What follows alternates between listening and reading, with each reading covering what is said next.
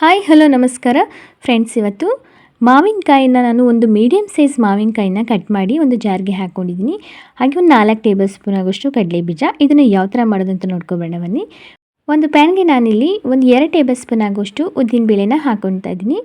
ಹಾಗೆ ಒಂದು 4 table spoon ಆಗೋಷ್ಟು ಕಡಲೆ ಬೀಜನೂ ಕೂಡ ಇದಕ್ಕೆ ಹಾಕ್ಕೊಳ್ತಾ ಇದ್ದೀನಿ. ಇದನ್ನು ಒಂದು ಮೀಡಿಯಮ್ ಫ್ಲೇಮಲ್ಲಿ ನಾವು ಇದನ್ನು ಎಣ್ಣೆ ಹಾಕ್ತಲೇ ನಾವು ಇದನ್ನು ಚೆನ್ನಾಗಿ ಹುರ್ಕೊಬೇಕು. ಒಂದೊಳ್ಳೆ ಘಮ ಬರುತ್ತೆ, ಕಲರ್ ಕೂಡ ಅಷ್ಟೇ ಚೇಂಜ್ ಆಗುತ್ತೆ.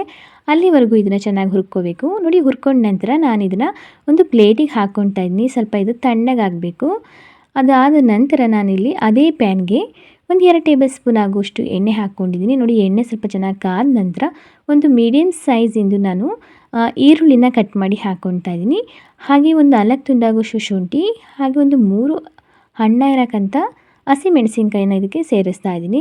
ಇದ್ರ ಬದಲಾಗಿ ಒಣಮೆಣ್ಸಿನ್ಕಾಯಿನೂ ಕೂಡ ಆ್ಯಡ್ ಮಾಡ್ಕೋಬೋದು. ಬಟ್ ಹಣ್ಣಾಗಿರೋ ಹಸಿಮೆಣ್ಸಿನ್ಕಾಯಿನ ಹಾಕೋದ್ರಿಂದ ತುಂಬಾ ಚೆನ್ನಾಗಿರುತ್ತೆ.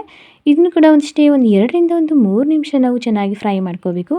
ನೋಡಿ, ಫ್ರೈ ಆದ ನಂತರ ನಾನಿಲ್ಲಿ ಮೀಡಿಯಮ್ ಸೈಜ್ ಮಾವಿನಕಾಯಿನ ಕಟ್ ಮಾಡಿ ನಾನು ಇದಕ್ಕೆ ಹಾಕ್ಕೊಂಡಿದ್ದೀನಿ, 1 ಕಪ್ ಆಗೋಷ್ಟು. ಹಾಗೆ ಒಂದು ಸ್ವಲ್ಪ ಕರ್ಬೇವಿನ ಸೊಪ್ಪನ್ನು ಕೂಡ ಇದಕ್ಕೆ ಹಾಕ್ಕೊಳ್ತಾ ಇದ್ದೀನಿ. ಇದನ್ನು ಕೂಡ ಅಷ್ಟೇ ನಾವು ಮಾವಿನಕಾಯಿ ಹಾಕಿದ ಮೇಲೆ ಸ್ವಲ್ಪ ಮಾವಿನಕಾಯಿ ಸಾಫ್ಟ್ ಆಗೋವರೆಗೂ ಇದನ್ನು ಚೆನ್ನಾಗಿ ಫ್ರೈ ಮಾಡ್ಕೋಬೇಕು. ಮೀಡಿಯಮ್ ಫ್ಲೇಮಲ್ಲೇ ಇದನ್ನು ಚೆನ್ನಾಗಿ ಫ್ರೈ ಮಾಡ್ಕೋಬೇಕು. ತುಂಬಾ ಚೆನ್ನಾಗಿರುತ್ತೆ ಫ್ರೆಂಡ್ಸ್. ಚಪಾತಿ, ರೊಟ್ಟಿ, ದೋಸೆ ಎಲ್ಲದಕ್ಕೂ ಅಷ್ಟೇ ತುಂಬಾ ಒಂದೊಳ್ಳೆ ಕಾಂಬಿನೇಷನು.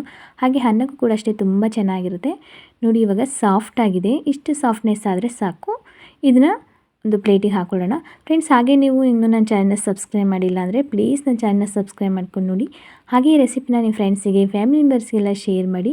ಹಾಗೆ ಹೇಗಿದೆ ಅಂತ ಕಮೆಂಟ್ ಮುಖಾಂತರ ತಿಳಿಸಿ ಫ್ರೆಂಡ್ಸ್. ಇವಾಗ ನೋಡಿ, ತಣ್ಣಗಾಗಿದೆ. ಇವಾಗ ಒಂದು ಮಿಕ್ಸಿ ಜಾರ್ಗೆ ನಾನು ಇದನ್ನ ಹಾಕ್ಕೊಳ್ತಾ ಇದ್ದೀನಿ.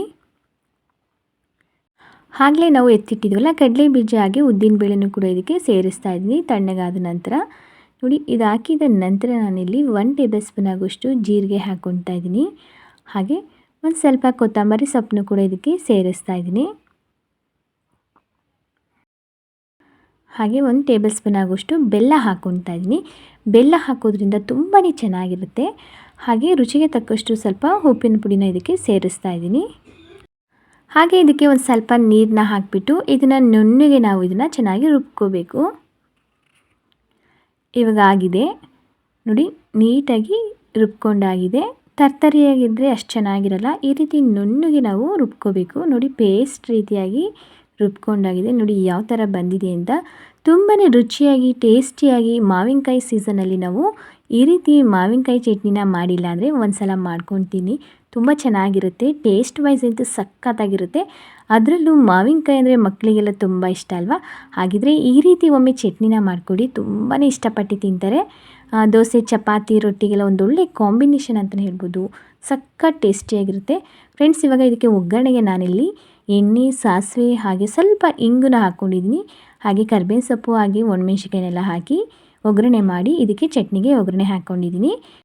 ಇವಾಗ ಒಂದು ಸಲ ನೀಟಾಗಿ ಮಿಕ್ಸ್ ಮಾಡ್ಕೊಳ್ಳೋಣ. ನೋಡಿ, ಎಷ್ಟು ಚೆನ್ನಾಗಿ ನಾವು ಮಾವಿನಕಾಯಿಯಲ್ಲಿ ರುಚಿಯಾದ ಮಾವಿನಕಾಯಿ ಚಟ್ನಿನ ಯಾವ ಥರ ಮಾಡೋದಂತ ನೋಡಿದ್ರಲ್ಲ ಫ್ರೆಂಡ್ಸ್. ತುಂಬ ಚೆನ್ನಾಗಿರುತ್ತೆ.